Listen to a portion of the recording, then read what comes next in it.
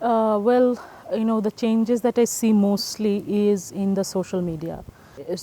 Media became really popular in Bangladesh in, let's say, around 2006, and it was mostly a, kind of a progressive media at that time. Progressive, there were a lot of progressive things happening in media in 2006. For example, lots of blogs were being written that challenged the establishment, lots of political criticism, lots of work on women's issues.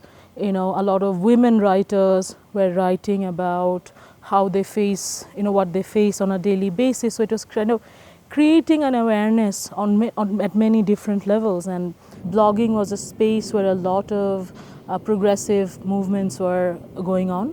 But unfortunately, in the last 5 years or so, we have seen a decline in that. We have seen how women are being harassed online, how women are portrayed in negative light, or how women who only talk about stereotypical roles of women are celebrated in the social media.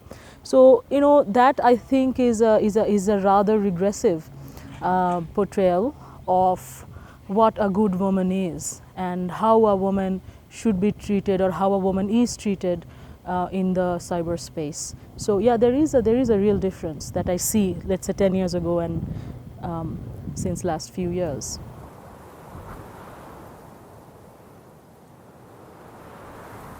See, I wouldn't say they are not aware of it. A lot of them know what's happening in the media, but let's say a large number of my students do not think it's a responsibility, that the responsibility lies with them to oppose these generalizations, these statements, these abuse that's happening in the media. So I did a survey, not I did, one of my students did a survey last year only with women, and I teach in a private university with upper middle class and upper class students.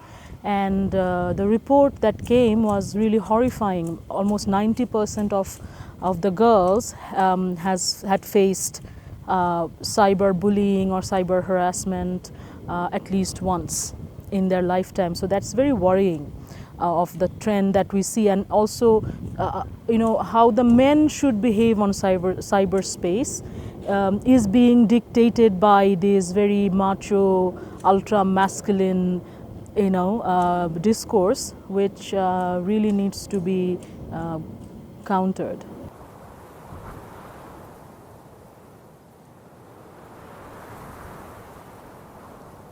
See, when I work in something, and I'm very lucky to be working in this project, and we are actually trying to create a tool that will evaluate women's portrayal in popular culture. So we are planning to create an app where any popular culture product can be evaluated in a feminist scale, or in a scale to see whether it has equal representation of women, whether the women are being stereotyped in a production. So we are going to evaluate books and films and movies and ads and cartoons and comic strips and animes that the youth is being exposed to. We are going to also evaluate speeches that are given in open public forums, tweets and Facebook posts, to see how the women are being portrayed. My experience says that if we made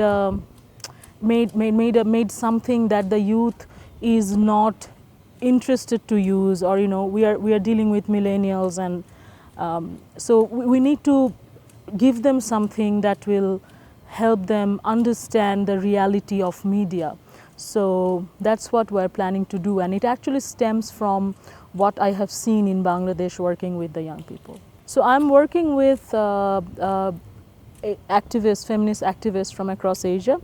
I have 5 other members from different countries, including India, Pakistan, Taiwan, Thailand, and Indonesia.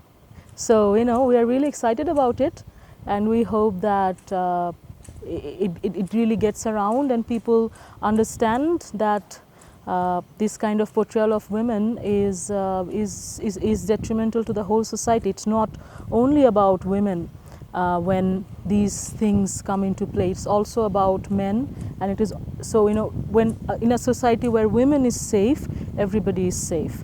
So, you know, so we want our youth to understand that.